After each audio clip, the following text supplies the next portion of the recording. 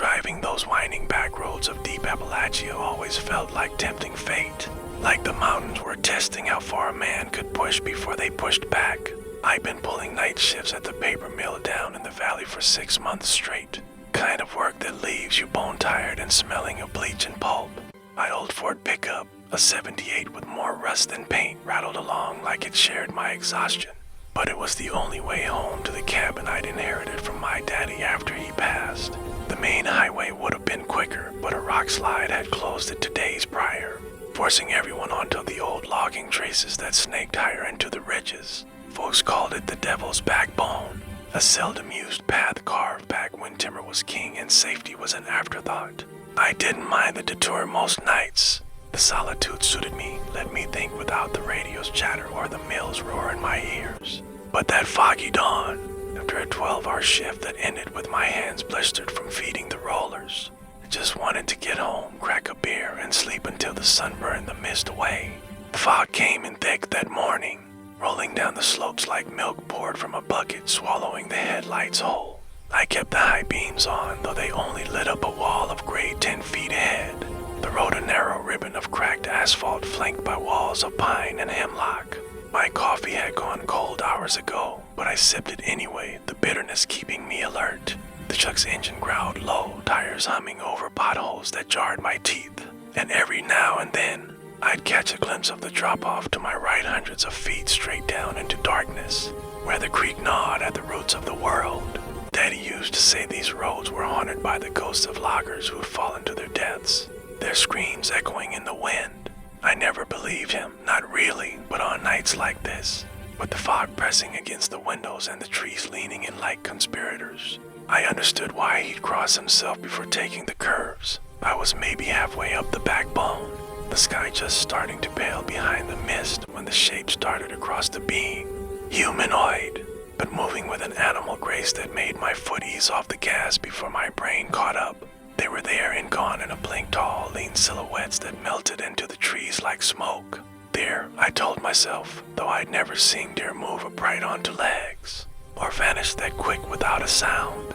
My pulse kicked up a notch, but I chalked it up to fatigue, the way your eyes play tricks after too many hours under fluorescent lights. I slowed to a crawl, headlights cutting swaths through the haze, searching for eyeshine or a flash of fur. Nothing. Just the fog and the endless tunnel of trunks.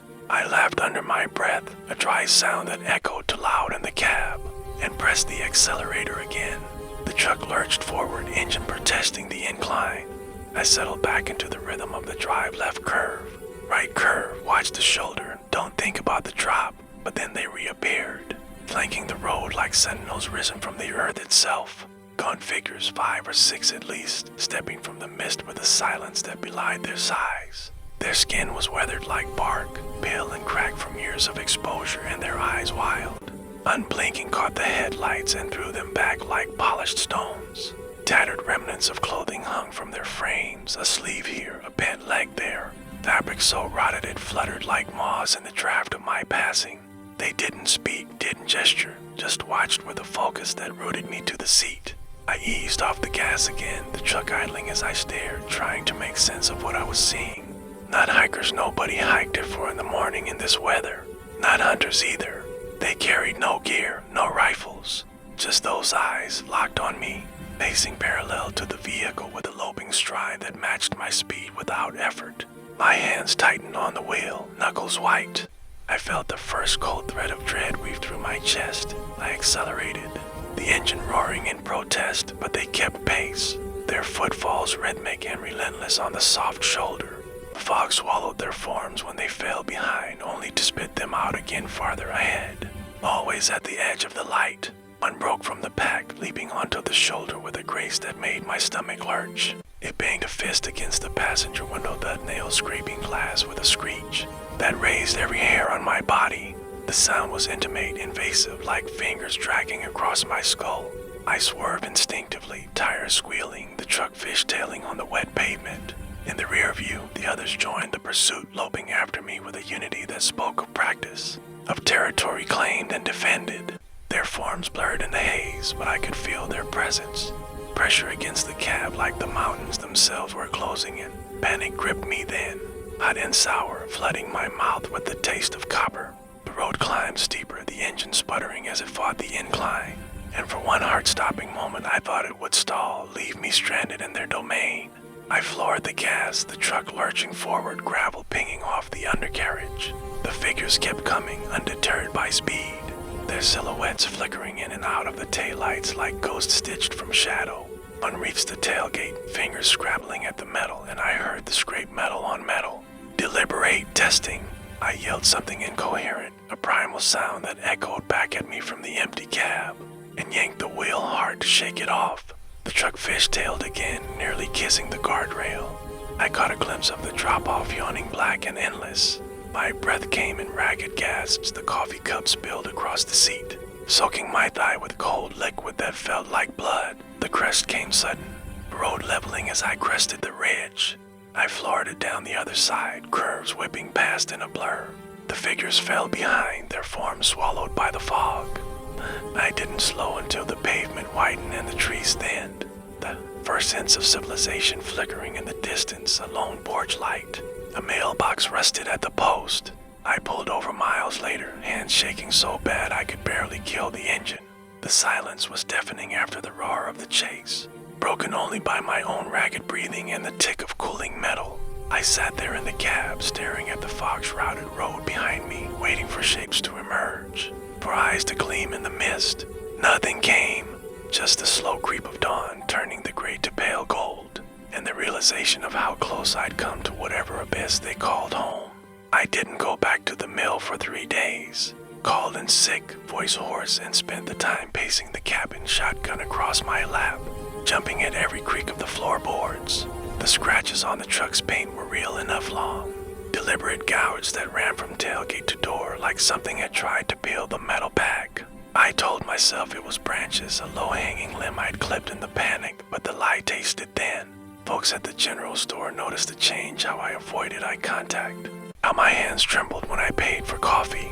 "You look like you've seen a hate," old Mrs. Whitaker said, her eyes sharp behind her glasses. I forced a laugh, said it was just a night shift wearing me down, but her gaze lingered, knowing. The nightmare started that first night home. I'd wake gasping, convinced I heard footfalls on the gravel outside, rhythmic and relentless, circling the cabin. I'd grab the shotgun and step onto the porch, the cold biting through my t-shirt, scanning the tree line for eyes that weren't there.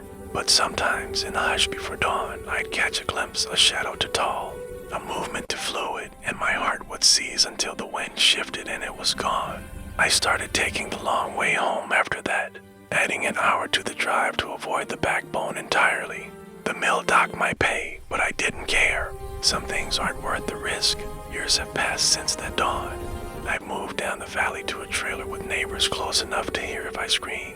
But the memory clings like damp fog, seeping into quiet moments. I still drive a truck, still pull night shifts, but I keep to the lit roads now. The ones with reflectors and guardrails and other souls to share the dark. On foggy mornings, when the mist rolls thick and the hills disappear, I feel them watching from the ridge's silent pursuers. Clans of the forsaken living off the grid in ways that defy civilization. Their hunt echoes in my nightmares, a rhythm I can't outrun. A question that gnaws, were they warning me away or marking me as one who'd seen too much? I think of Daddy often now, his stories of loggers lost to the woods. Their tools found years later rested beside bones picked clean. He'd warned me about the wild folk, the ones who'd shunned the world after the mines closed, retreating to the high places where no law reached. They ain't monsters, he'd say, voice low, just men who forgot how to be men. I understand now.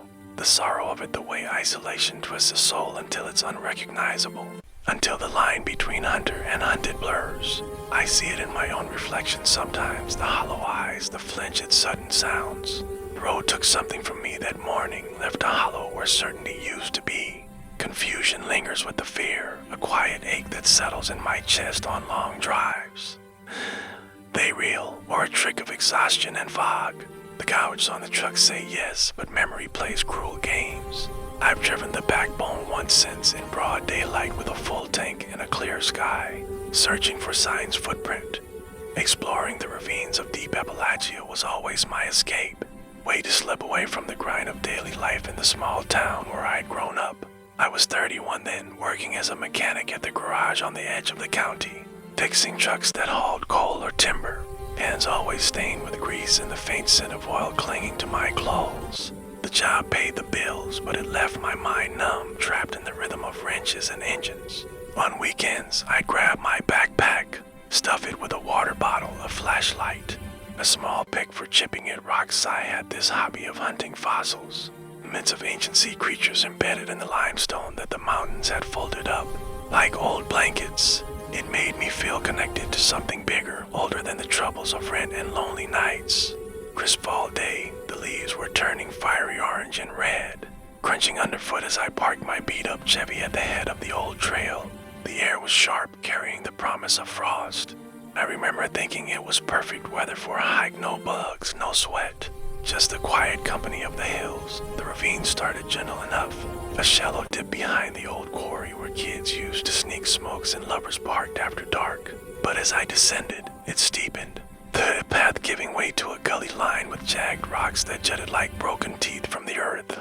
Overgrown ferns brushed my legs, their fronds damp from morning dew, and the scent shifted earthy at first, then heavier with moss and the faint rot of decay, like the ground was exhaling secrets long buried.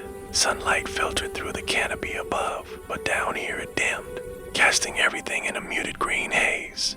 I had to watch my steps, placing boots carefully on loose stones that shifted underweight, sending pebbles skittering down ahead of me.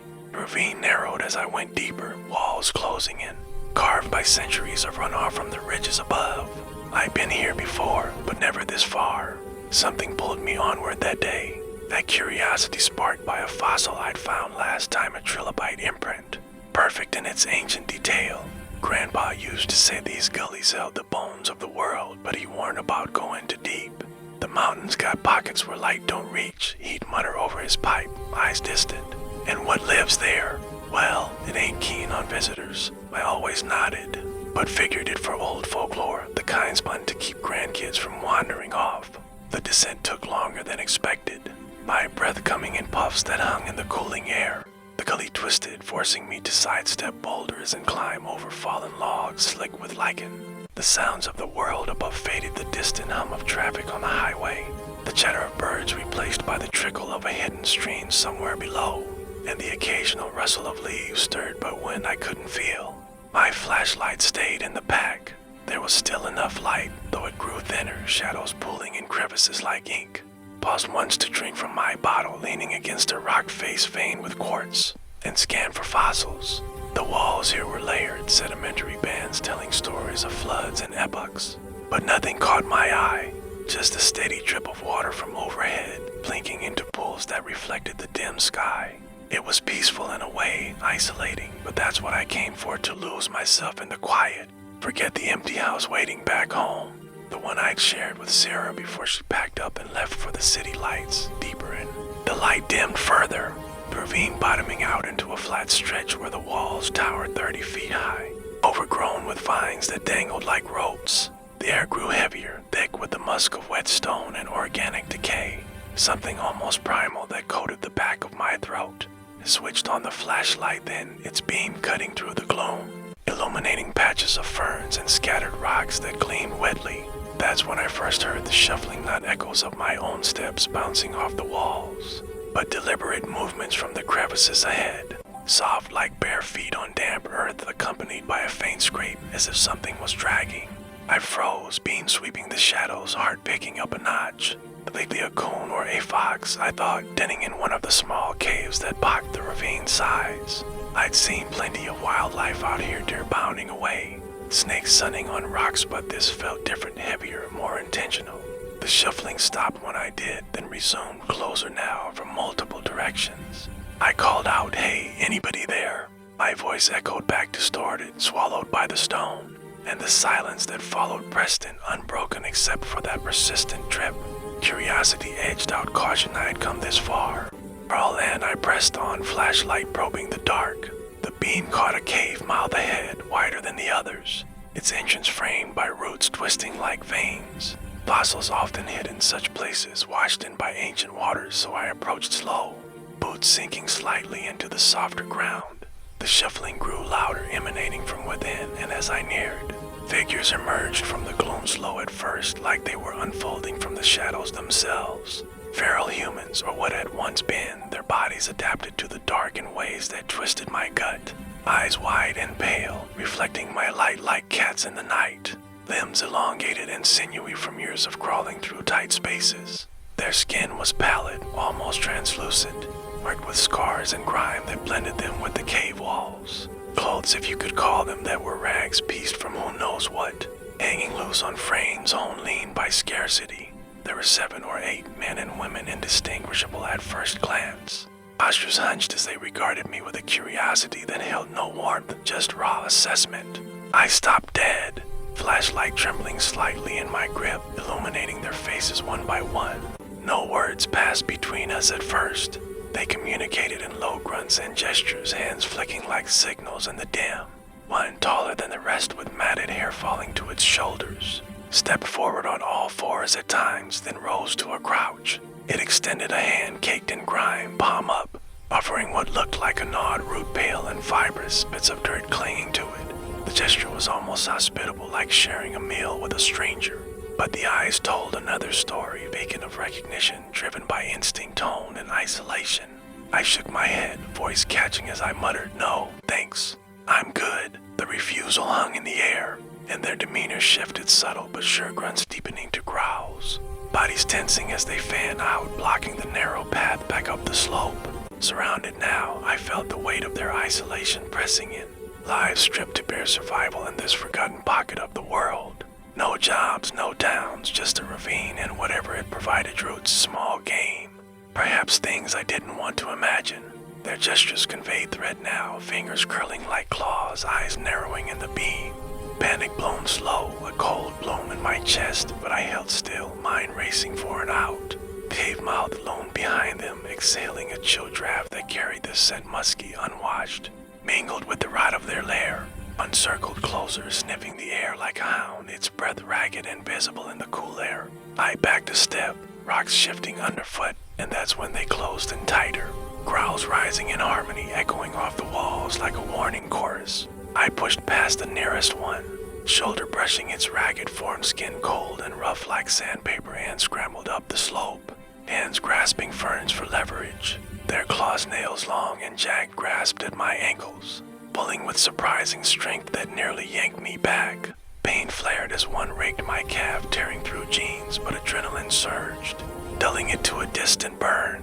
Rocks tumbled around me as I climbed, dislodging stones that clattered down, their calls reverberating behind, not screams, but primal wails that blended with the ravine's echoes, a sound that seeped into my bones. The ascent was a blur of slipping feet and whipping branches. Lungs burning, flashlight dropped somewhere in the scramble, leaving me to claw upward in fading light. Their pursuit faded as I gained height, perhaps unwilling to leave their depths. But I didn't stop until I crested the rim, collapsing onto flat ground, gasping for air that tasted sweet after the cave's dank.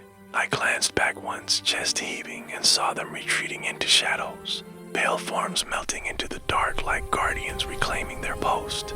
The ravine looked innocent from above, just a scar in the earth.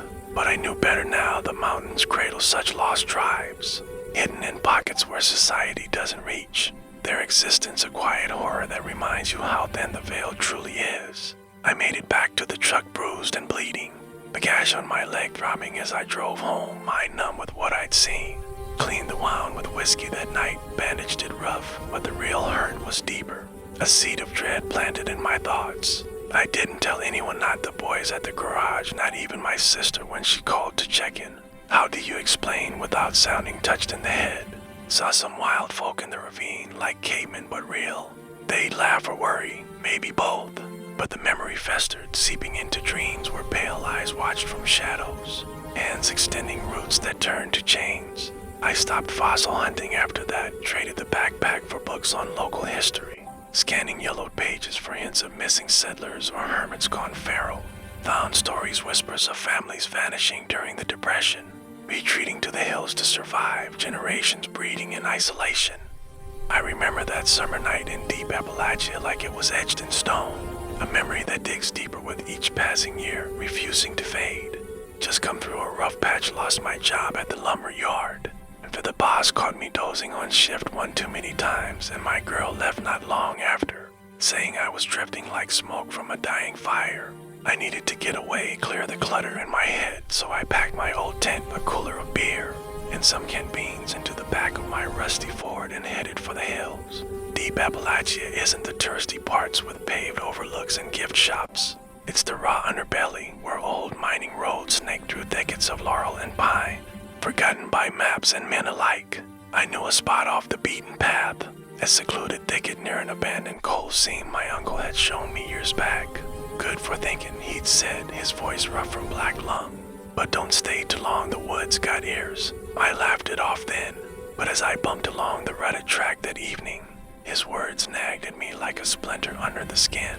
The sun was dipping low when I arrived, painting the canopy in bloody hues that filtered down to the forest floor. I parked where the road petered out into gravel and weeds, shouldering my gear for the short hike in. The air was thick with the scent of warm earth and wild honeysuckle, a sweetness undercut by the faint metallic tang of old mine runoff seeping into the creeks. Birds called sporadically, their songs winding down as dusk approached, and somewhere distant, a woodpecker hammered away like a metronome counting time. The thicket was just as I remembered a natural bull ringed by dense foliage, the ground soft with pine needles and fallen leaves, shielded from wind and prying eyes. I pitched my tent in the center, staking it down against the slight breeze, and gathered kindling for a fire. The ritual calmed me, stacking stones in a ring, crumpling newspaper, lighting the match with that satisfying hiss. Soon flames crackled softly, casting flickering shadows on the surrounding underbrush, turning ordinary trees into looming sentinels. I cracked a beer, leaned back against a log, and let the solitude wash over me. For the first time in months, the weight on my chest eased a bit, replaced by the simple rhythm of fire and nightfall died as the sky darkened to indigo.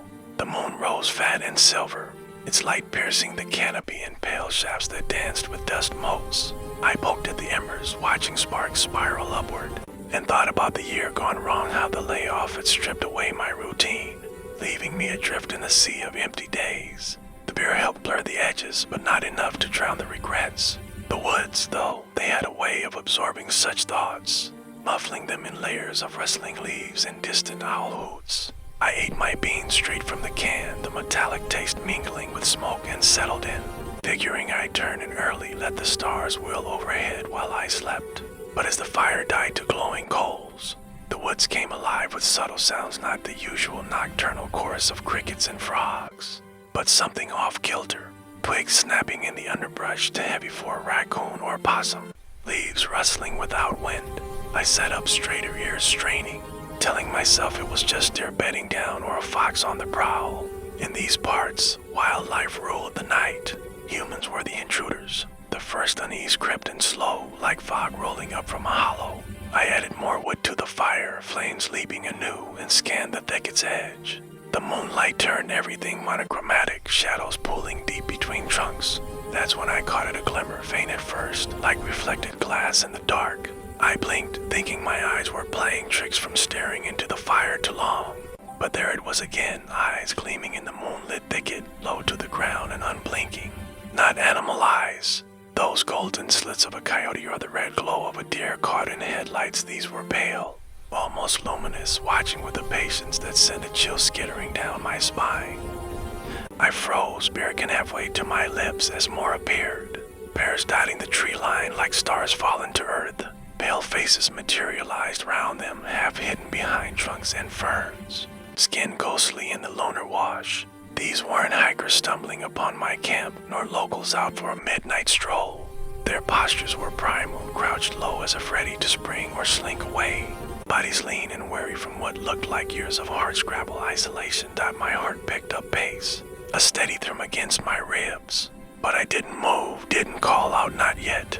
I had heard stories around the campfire growing up, tall tales of wild men in the hills, folks who had gone off the grid after the mines closed, surviving on berries and game, forgetting the ways of towns and talk. Grandpa called them the forgotten, his voice dropping low as if saying it too loud might summon them. I always figured it for folklore, like the ghost lights in the swamps or the panther screams that were really just owls. But staring at those faces now, matted hair framing hollow cheeks, eyes fixed on me with no hint of curiosity or fear, only a blank hunger. Bared if the tails held water, one ventured closer, easing out from the shadows on silent feet, this form blending with the undergrowth like it was part of the woods itself. Ragged clothes clung to its frame, faded overalls torn at the knees, a shirt that might have once been plaid but now hung in filthy strips. It murmured incoherently, a low rasp like forgotten language clawing its way out, syllables twisted and guttural echoing faintly from the others still hidden.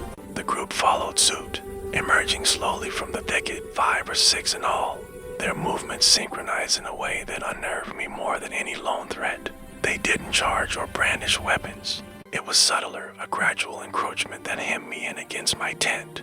Their breaths were heavy, audible now over the fire's crackle, rising and falling in unison like a single organism drawing air. Scars marred their skin, old cuts healed ragged, bruises blooming fresh, and their nails were long, caked with dirt, scraping softly against bark as they steadied themselves on trees.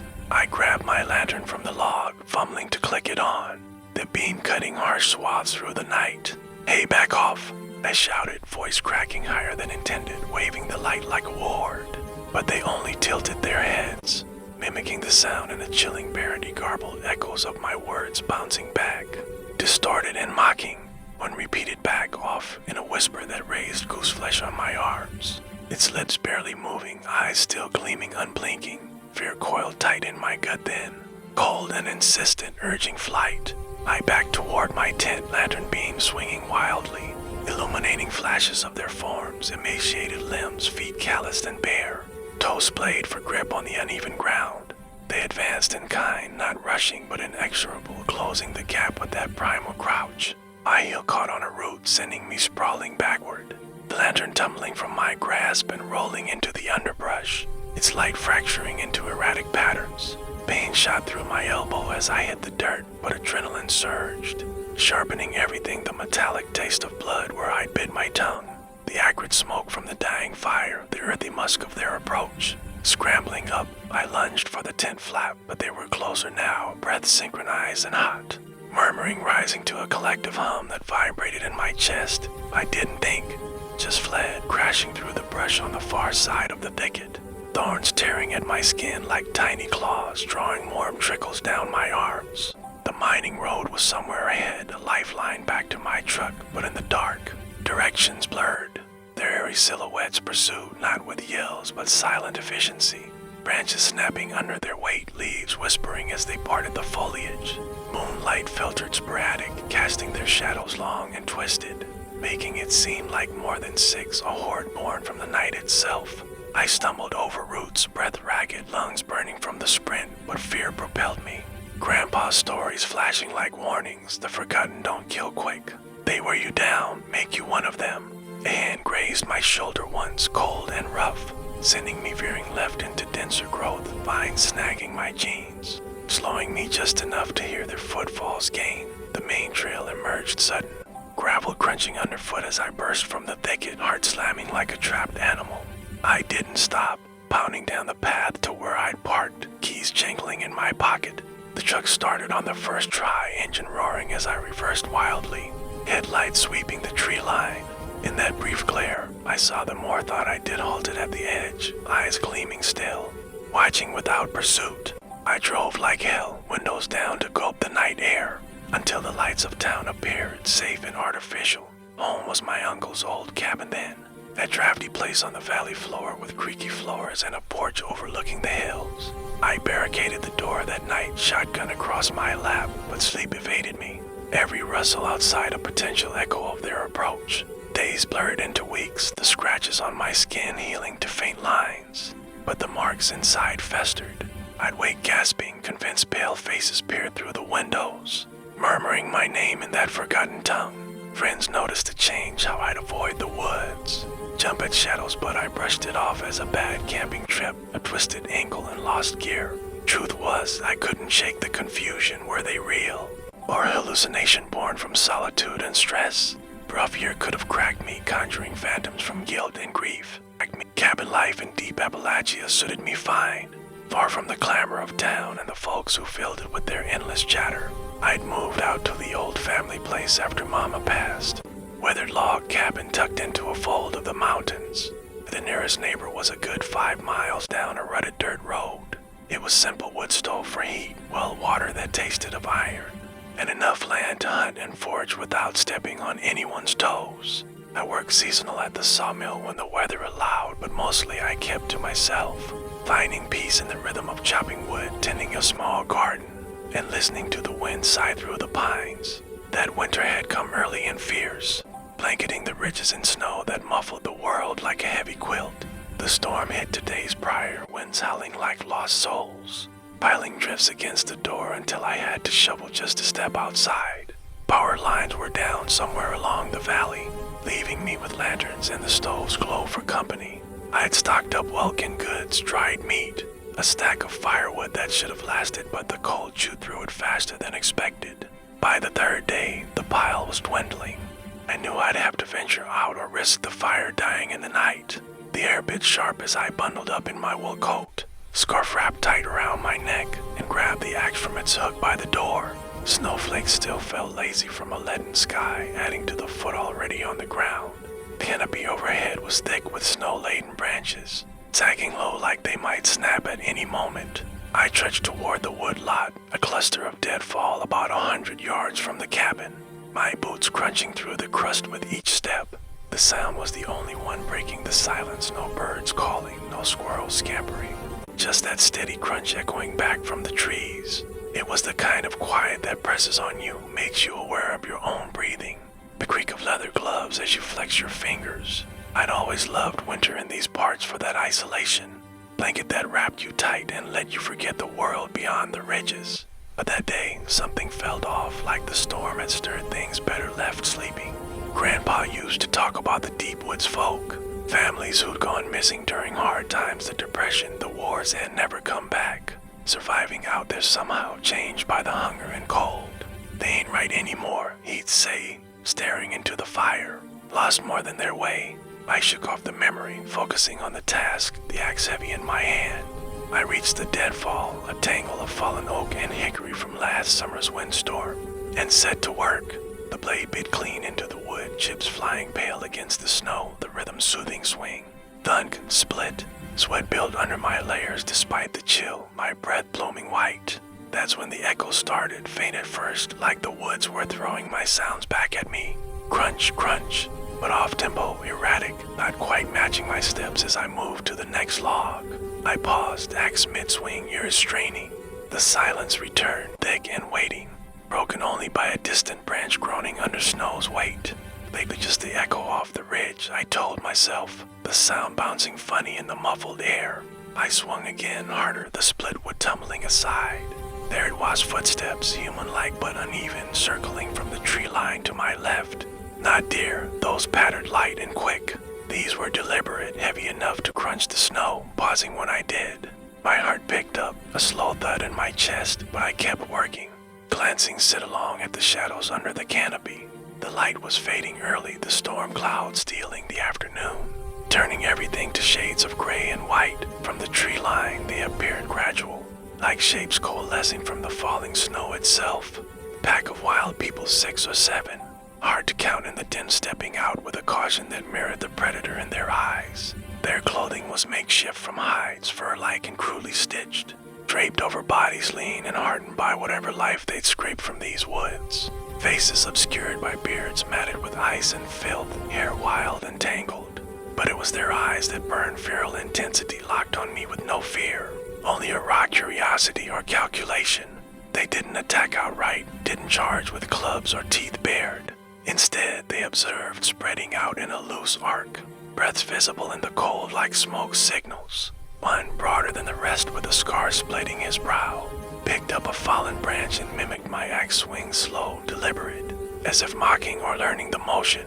The dread built slow then, a creeping chill unrelated to the weather, seeping into my bones as I realized these weren't transients or hunters lost in the storm. They were something older, survivors who'd shed their humanity piece by piece, bred in the isolation of these ridges where society didn't reach. I gripped the axe tighter, knuckles aching in the cold, and backed a step, wood forgotten at my feet. They closed in, not rushing but inexorable, forming a ring that tightened slowly. their footfalls now synchronized with mine erratic echoes turned purposeful. Breaths hung heavy in the air, mingling with mine, the scent of them carrying on the wind, unwashed skin, animal musk, the faint rot of hides not fully cured. One murmured low, garbled sounds that might have been words once, lost 2 years without need for speech. The others echoed it faintly, a chorus that raised the hairs on my neck. I swung the axe in warning, a wide arc that whistled through the air, shouting, "Back off! Get gone!" My voice cracked hoarse, echoing off the trees, but they only scattered momentary, regrouping with an unnerving unity like a flock shifting in wind. No panic in them, just that burning gaze, assessing, waiting. Panic clawed up my throat then, hot despite the freeze, and I dropped the split wood, turning to run back toward the cabin.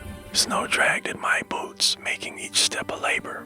Branches whipping my face as I crashed through the underbrush. Their pursuit was silent at first, just a crunch of snow behind me, growing closer. I glanced over my shoulder once, saw their silhouettes sloping through the trees, forms blending with the trunks in the failing light. Cabin loomed ahead, smoke curling thin from the chimney, a beacon of safety that felt miles away.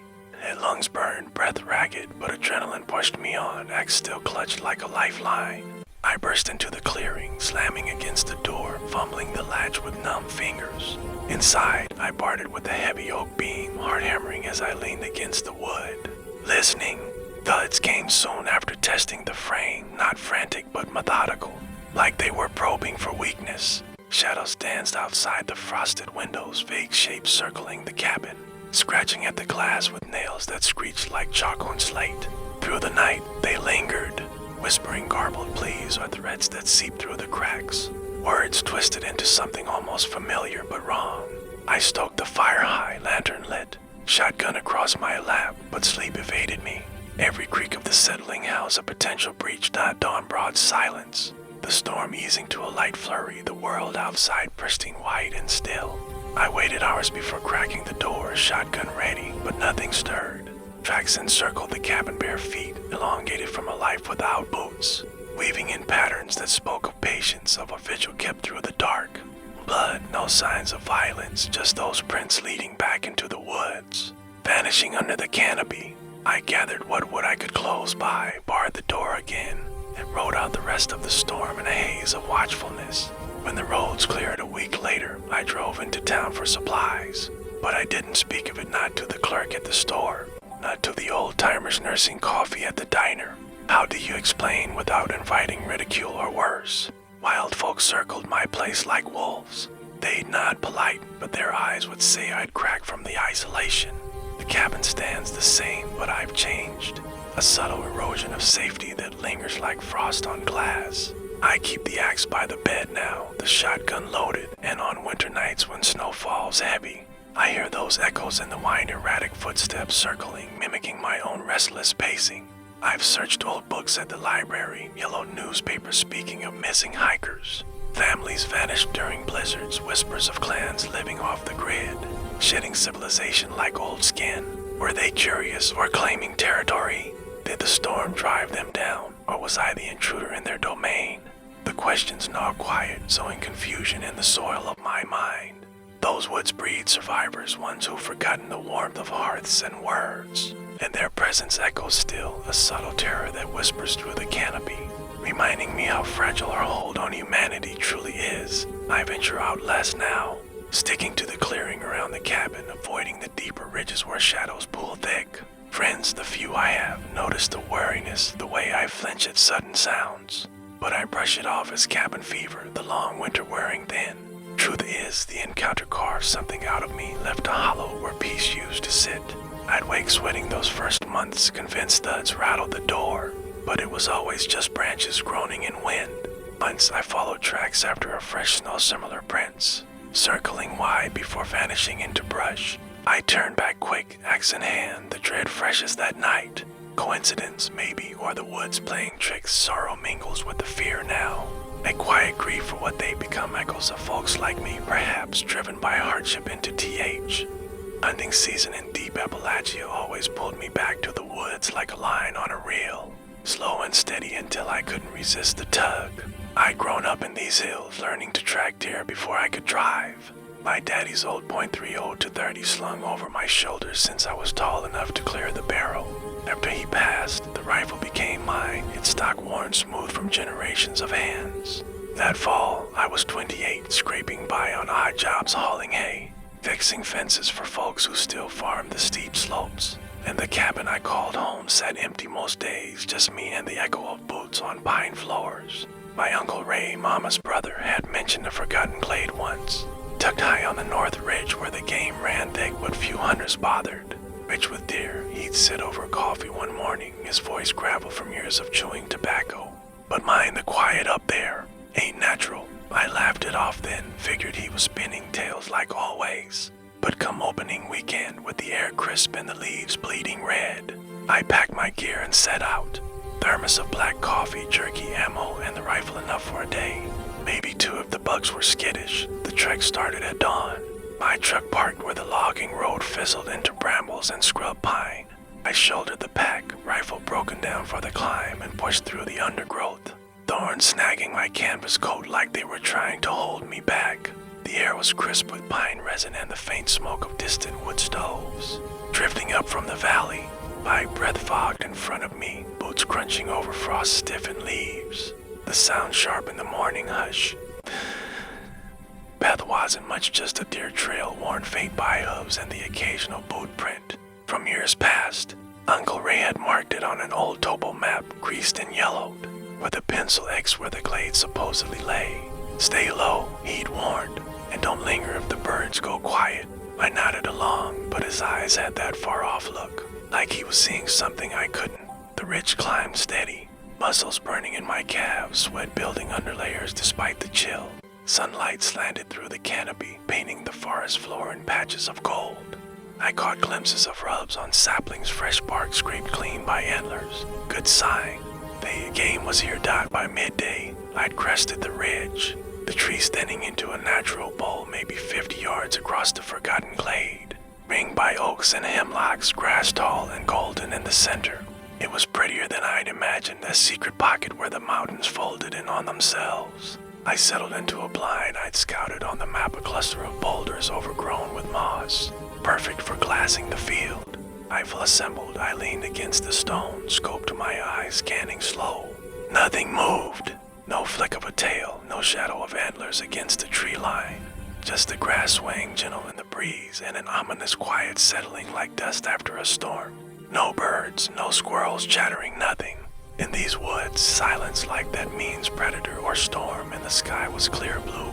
I waited, patient as Daddy taught, sipping coffee gone lukewarm, the thermos cap steaming faint. Hours slipped by, sun arcing overhead, shadows lengthening across the glade. My stomach growled, but I ignored it, focused on the far edge where a bug might step out to browse. Then, from the glade center, figures rose from the grass, slow, deliberate, like they'd been bedded down all along, hidden in plain sight. Feral individuals, 5 or 6, unfolding from the earth with postures low and alert, heads swiveling to sniff the wind like deer sensing danger. Clad in scraps, ragged flannel fused with mud, pants torn to shorts. Some barefoot despite the chill, their bodies were scarred from the elements. Skin weathered and puckered, hair matted into dreads that blended with the grass. They moved as one, a pack honed by survival.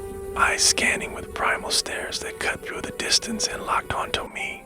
No surprise in them, just recognition like they'd been waiting. My breath caught, scope trembling slight as eyes zoomed in, one's face came clear. Beard thick and filthy, the eyes dark pits burning with an intensity that wasn't human anymore. Or not fully. The rifle felt heavy, sudden, a tool for gain, not this. One crept forward. Movements fluid and silent, belly low to the ground before rising to a crouch. It extended a hand, palm up, fingers splayed, offering something clutched tight. Maybe a strip of dried meat or a bone from a fresh kill. The gesture was almost companionable, like sharing with a fellow hunter. But its grin revealed jagged teeth, yellowed and broken, a smile that didn't reach those eyes. The others flanked slow, fanning out to encircle the blind. Their presence a wall of unspoken menace closing in. No words, just low grunts passing between them, a language of gestures and breaths. Heart thudding now, a drum in my ears, I backed away from the boulders, rifle up but not aimed yet. Stay back, I called, voice cracking dry, but they only tilted heads, mimicking the sound faint. a chilling echo that raised gooseflesh. The leader, that one with the offering, crept closer, hand still out, grin widening as if inviting me to join. Panic edged and slow, a cold coil in my gut. But I held ground, stepping careful over roots that snaked the glade's edge. They advanced in sync, not rushing but inexorable, cutting off angles with a unity that spoke of years together. A clan regressed to instinct. The air thickened with their scent, musk and earth, blood and sweat carried on the breeze. I tripped then, heel catching a gnarled root, sprawling backward into ferns that cushioned the fall but stole my breath. Foot clattered aside and they surged closer, primal stares unblinking, hands reaching not in attack but possession. Scrambling up, I grabbed the gun, chambered around with a metallic snap that echoed loud. I sat back. I fired a warning shot into the dirt, the crack shattering the quiet, smoke curling acrid. They scattered temporary, melting into the grass with howls that chilled me, not pain, but regrouping calls, rising and falling like coyotes but deeper, human-wisted. I fled then, crashing through brambles that clawed my coat, branches whipping face and hands. Their pursuit faded slow, howls echoing behind, fading only at the forest's edge where the glade gave way to dense woods. I didn't stop until the truck, lungs burning, rifle slung reckless. Home safe miles later, door barred, I cleaned scratches that wept blood. But the memory of those stairs persists, a glimpse into lives where the wild claims its own in the heart of the mountains. Cabin never felt the same after, walls that once sheltered now echoing with absence. I'd sit by the window at dusk, rifle across my lap, scanning the tree line for movement that never came. Told no one, not the boys at the bar, not Uncle Ray when he called to ask about the hunt. Get anything, he'd say, and I'd mumble about a missed shot, voice flat. But the glade haunted dreams, grass parting, figures rising, hands extended with offerings that turned to claws. I quit hunting that ridge, stuck to lower grounds where game was scarcer but safer. Months' curiosity dragged me back in spring, truck parked far, binoculars instead of rifle. The glade looked innocent, deer grazing peaceful. Birds flitting, but a rustle in the grass stopped me cold. I left quick, heart racing, sorrow creeps in with the fear now. A quiet ache for what they'd become, folks, perhaps. Like kin lost to hard times, regressed until instinct ruled. Were they watching to learn or to warn? The offering hand lingers, a question unasked. Primal stares burn in memory, a reminder of the wild's patient claim, leaving me adrift in confusion, forever glancing over shoulder at shadows that might rise again. I remember the way the air hung heavy in those shadowed valleys of deep Appalachia. The mountains rise up like ancient guardians, swallowing secrets that no one dares to unearth.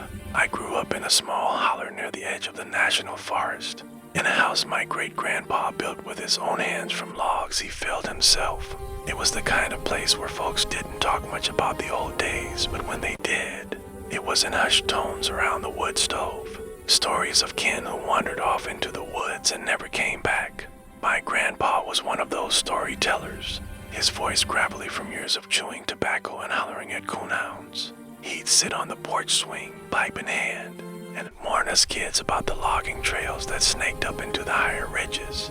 Them pots ain't for the curious, he'd say, his eyes distant, like he was seeing something we couldn't. Folks vanish up there, swallowed by the fog. And what comes back? Well, it ain't always the same. I always figured it was just old-timer talk, meant to keep us from getting lost or tangling with bears. But as I got older, those warnings stuck to me like burrs on a sock, especially after Grandpa passed and left me his old hunting knife etched with his initials. It was like he was passing on more than steel, maybe a piece of that caution he'd carried all his life. That autumn evening, I was feeling restless, the kind of itch that comes from too many quiet nights alone in the house. I just turned 25, working odd jobs at the sawmill down in town. But the work was slowing with the leaves turning gold and red. The days were getting shorter, and something about the crisp air made me want to stretch my legs, shake off the monotony. I grabbed my backpack, stuffed it with a flashlight, some jerky, and Grandpa's knife, and headed out to that old logging trail he'd mentioned so many times. It started just beyond the old fence line at the back of our property, overgrown with kudzu and blackberry brambles that tugged at my jeans as I pushed through. The sun was dipping low, painting the sky in bruised purples and oranges. But I figured I had plenty of time before dark. The trail was faint at first, marked by rusted signs from the lumber company that shut down back in the 50s. But it wound upward steadily, the ground soft underfoot from years of fallen leaves composting into earth. The scent was intoxicating damp soil mixed with the sharp tang of pine resin. And underneath it all, the faint rot of decay, like the woods were breathing out their hidden death's dot as I hiked deeper. Path narrowed, the trees closing in like they were leaning in to whisper. Hemlocks and oaks towered overhead, their branches interlacing to form a canopy that filtered the light into dim shafts, speckled with dust motes dancing in the air. I could hear the distant trickle of a creek somewhere off to the left, and every now and then, a squirrel would chatter from the underbrush scolding me for intruding. But mostly, it was quiet to quiet, kind that presses on your ears until you start hearing your own heartbeat. I thought about turning back once or twice, but pride kept me going. What was I afraid of? Bears. I'd seen plenty, and they usually bolted at the sight of a human. No, it was something else nagging at me, a prickling at the back of my neck, like the woods were watching. Grandpa's words echoed in my head. Them hills hold grudges, boy. They remember who trespasses. I shook it off, focusing on the rhythm of my boots crunching leaves. The way the fog started rolling in from the hollow below, thick and milky, curling around the trunks like fingers died. It must have been an hour, and when the trail all but vanished, due to a whisper through the underbrush, I had to push through ferns and low-hanging vines, kind that snag your clothes and leave scratches like warnings. The air grew cooler, heavier with moisture, and the scent shifted stronger now. That rot mingled with something musky, almost animal, but not quite. I paused to catch my breath, leaning against a moss-covered boulder, and that's when I first heard it. A rustle, soft at first, like wind through leaves, but deliberate, stopping when I did. I scanned the mist-shrouded trees, but saw nothing, just shapes in the fog, tricks of the light. Shrugging it off as a deer or maybe a fox, I pressed on, but the sound came again, closer this time. From my right, then from behind. My pulse quickened, but I told myself it was nothing. Just the paranoia of being alone in the deepening twilight. The murmur started low, almost beneath hearing, a guttural hum that vibrated through the ground more than the air. It wasn't animal, no growl or howl I'd recognized from hunting trips. It sounded human, but twisted like words mumbled through a mouthful of gravel. I froze, every muscle taut, straining to listen. There it was again, rising and falling, accompanied by more rustles, multiple now, circling. My hand went to Grandpa's knife on my belt, fingers brushing the worn handle for reassurance. The fog had thickened, reducing visibility to maybe 20 feet, and in that haze, I spotted them shapes, hunched and shadowy, moving with a stealth that belied their size. At first, I thought they were hunters, maybe locals poaching off-season, but as one drew nearer, the details emerged like a nightmare clarifying. Its skin was pale, grimy with dirt and what looked like old bloodstains, stretched tight over bony frames. Eyes gleamed with a feral hunger, not quite mad, but devoid of any warmth, like they'd forgotten what it meant to be seen. Ragged clothes hung from them like moss from branches, torn flannel shirts, pants shredded at the hems, barefoot despite the chill. They moved like ghosts, silent on the leaf-strewn ground, circling without a word at first.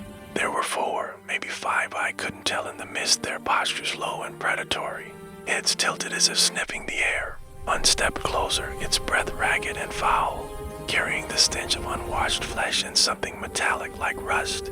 It muttered then, words that sounded like English but lost to time, slurred and fragmented. Going far home, the others echoed it faintly, their voices a chorus of whispers that raised the hairs on my arms. I backed away slowly, heart pounding in my throat, trying not to show fear. But panic surged as they closed in, their nails long and jagged like claws scraping against bark as they gripped trees for balance. They didn't lunge. It was worse, a slow advance, hurting me like prey, their eyes never blinking, locked on mine with an intensity that felt invasive, like they were peering into my soul and finding it wanting. I bolted then, instinct taking over, crashing through the underbrush with branches whipping my face, drawing blood that stung in the cold air. Their eerie calls echoed behind me, not shouts but keening wails that blended with the wind, rising in pitches of mourning or mocking. The trail was gone. I was running blind downhill, feet slipping on wet leaves, tumbling once and scraping my knees raw. Pain shot through me, but adrenaline pushed it aside. I could hear them pursuing, not fast, but relentless, their footfalls light and synchronized, like a pack honed by years of survival in these forsaken woods. Glimpses through the fog showed them loping on all fours at times, bodies adapted to the terrain in ways that chilled me. What were they? Not beasts, but people forgotten by the world, maybe descendants of old settlers who'd gone missing. Living feral, surviving on whatever the mountains provided. The thought twisted in my gut as I ran. Grandpa's warnings flooding back. Folks who vanished, changed by the isolation. Unraveling into something primal. My truck loomed ahead like salvation. Parked at the trailhead where the fog thinned. I fumbled for keys, slamming the door just as a hand pale and claw-like slapped against the window, leaving a smeared print. The engine roared to life, tires spinning on gravel as I peeled out, heart hammering. In the rear view, shadows lingered at the edge of the woods, eyes reflecting the taillights like distant stars. I didn't stop until I was home, barricading the door, knife in hand, staring out the window into the night. That was when I saw the more thought I did those gleaming eyes watching from the tree line, patient as if they knew I'd come back someday. Years have passed, but the dread lingers, a quiet shadow in my daily life. Don't hike those trails anymore. I stick to the roads, the lit paths where people gather. But on foggy evenings, when the air smells of damp earth, I hear that murmur in the wind, feel that gaze on my back. The mountains hold their own, and sometimes they don't let go. What I encountered weren't monsters from tales, but echoes of humanity lost, surviving in ways that chill the soul to its core. And in the still of night, if they're still out there waiting, or if a part of me stayed with them in that foggy hollow, unraveling thread by thread. The house feels different now, emptier, like the walls remember what I tried to forget. Wake up sweating those first few weeks, convinced I'd heard scratching at the door. But it was always just branches in the wind, or so I told myself. I even drove back once in broad daylight to see if I could find evidence. A footprint or scrap of cloth, something to prove it wasn't my mind playing tricks. But the trail was overgrown, the fog upset. All I found were deer tracks and an old boot half buried in mud, its laces rotted through. It could have been anyone's, but the size was wrong, too small, like a child's. Though the feral ones I'd seen were full grown. Left quickly, the prickling returning, and haven't gone back since. Friends ask why I seem distant, why I jump at sudden noises, but I don't tell them. How do you explain without sounding crazy that in deep Appalachia, the line between lost and found be?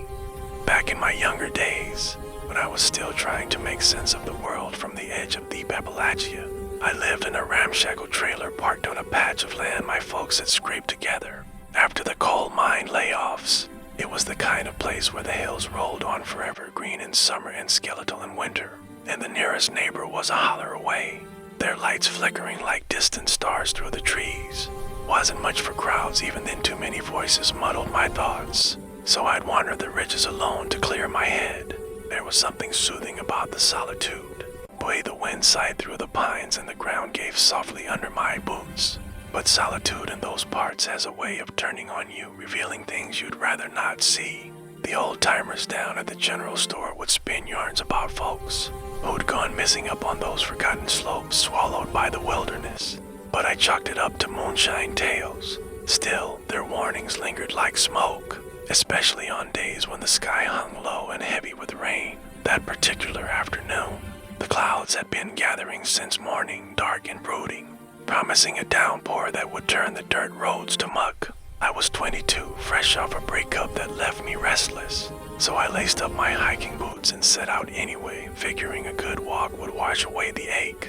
The rain started light, a misty drizzle that cooled my skin as I followed a faint deer path up the overgrown ridge. Behind my place, it wasn't a trail you'd find on any map, just a narrow thread worn by animals over the years, twisting through thickets of rhododendron and mountain laurel. Lines choked the trees here, wrapping around trunks like veins, and the ground squelched underfoot, sucking at my soles with each step. I had my old backpack slung over one shoulder, packed with a water bottle, a sandwich wrapped in foil, and a pocket knife I'd carried since boyhood. The air smelled of wet earth and ozone, sharp and alive, with thunder rumbling faint in the distance, like the mountains were grumbling to themselves. As I climbed higher, The path grew steeper, the underbrush denser, forcing me to push aside branches that dripped cold water down my collar.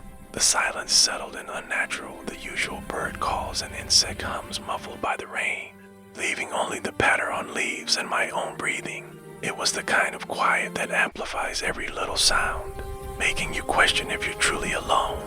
I paused once to catch my breath, leaning against a gnarled oak and scanned the slope below. My trailer was out of sight now, hidden by the fold of the hill, and a twinge of unease stirred in my gut. But curiosity pulled me onward, always did, like a hook in my lip. I'd heard whispers from hunters about odd finds up here, abandoned campsites with gear left to rot, or strange markings on trees that didn't look like any animal's work. Foolish as it was, I wanted to see for myself, prove that the ridges were just ridges, nothing more. The rain picked up, steady now, turning the path into a slippery ribbon of mud. My jeans clung heavy to my legs, and water trickled from my hair into my eyes, but I pressed on, the thunder closer echoing off the rocks like distant artillery. That's when I first noticed the footprints. They appeared suddenly in a patch of bare earth where the deer path widened bare feet, elongated and splayed, pressed deep into the mud as if whoever made them had been running wild for years. Not like any hiker's print. These were raw, the toes dug in like claws for grip, and they veered off the path into the brush. My heart skipped a beat, but I told myself it was probably some barefoot eccentric from town, maybe kids messing around. Still, I knelt to examine them, the rain pooling in the impressions, and a chill unrelated to the weather crept up my spine. They led upward, deeper into the overgrowth, and against better judgment, I followed. The squelch of my boots now accompanied by a faint unease that I couldn't shake. The slope leveled out after a while, opening into a small clearing ringed by dense foliage, kind of spot where sunlight might filter through on a clear day, but now sat shrouded in gray mist.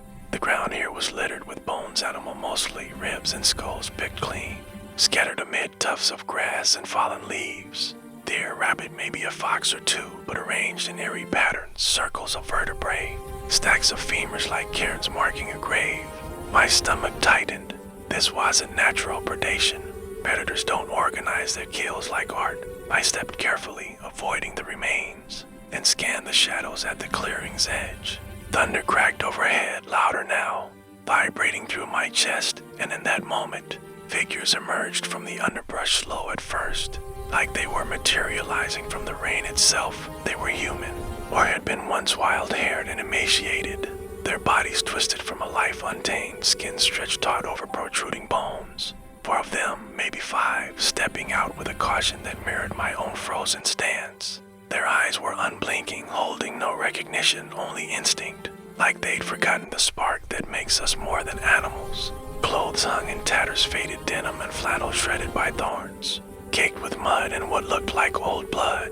One, the closest, dropped to all fours, approaching with a hound's gait, sniffing the air in short, sharp bursts. Its skin was marked with scars, puckered lines from wounds long healed, dirt embedded so deep it seemed part of the flesh. I tried to speak, my voice catching in my throat. "Hey, you folks okay?"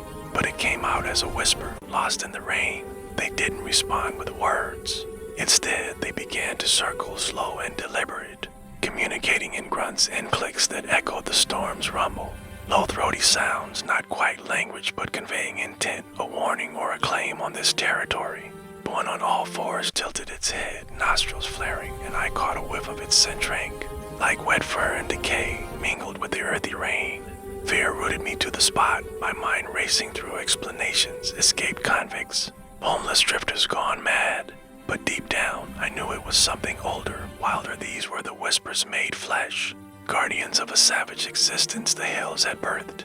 The circle tightened, their movements synchronized, feet leaving fresh prints in the mud that mirrored the ones I'd followed. One reached out a hand, fingers gnarled and filthy, not in aggression but curiosity, as if testing if I was real or kin. Branch snapped under my foot then, sharp as a gunshot in the hush, and it shattered the stasis. Panic flooded me, hot and urgent, spurring my legs into motion. I turned and ran downhill, slipping and sliding on the slick path, branches lashing my face like whips. Their pursuit erupted behind me, a cacophony of crashing foliage, grunts turning to guttural calls that pierced the rain. I didn't look back, couldn't afford to, my breath ragged, boots churning mud into sprays.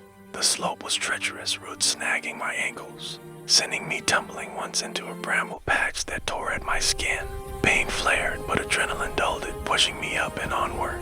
Thunder boomed again, closer, as if the sky itself was joining the chase, and I could feel them gaining, their lighter forms navigating the terrain with ease born of familiarity. My mind fragmented in the flight flashes of childhood stories, Grandpa's tales of wild folk who'd shunned society after the wars, retreating to the ridges to live off the land until they became part of it. These their descendants, or something broken by isolation. The questions fueled my terror, making every shadow a threat. I burst through a thicket, thorns drawing blood, and glimpsed the road below paved salvation. My truck parked just off the shoulder where I'd left it. Their calls faded slightly, perhaps hesitant at the edge of their domain, but I didn't slow. I reached the road bruised and breathless, slamming into the driver's door, fumbling keys with trembling hands. The engine coughed to life, tires spinning on wet gravel as I peeled away. Rain streaking the windshield like tears. Phone was a blur, door locked, lights on. Shotgun by the bed that night. But the memory haunts me, seeping into quiet moments like fog through cracks. The way they moved as one, not attacking but assessing, leaves a scar on my mind. A question that festers, were they protecting their world or inviting me into it? I don't wander those ridges anymore. Pull is gone, replaced by a wariness that shadows my steps. On rainy afternoons, when thunder rolls distant, I hear those grunts in the wind, feel unblinking eyes from the tree line. In those hills, the line between man and wilderness blurs, and once crossed, it doesn't snap back. It frays, leaving you forever tangled in the overgrowth, wondering if a part of you stayed behind in that clearing. Whispering with the bones, the trailer feels smaller now, the walls pressing in on nights when sleep won't come. I'd scrub the mud from my clothes, but the stains lingered faint, a reminder that wouldn't wash out.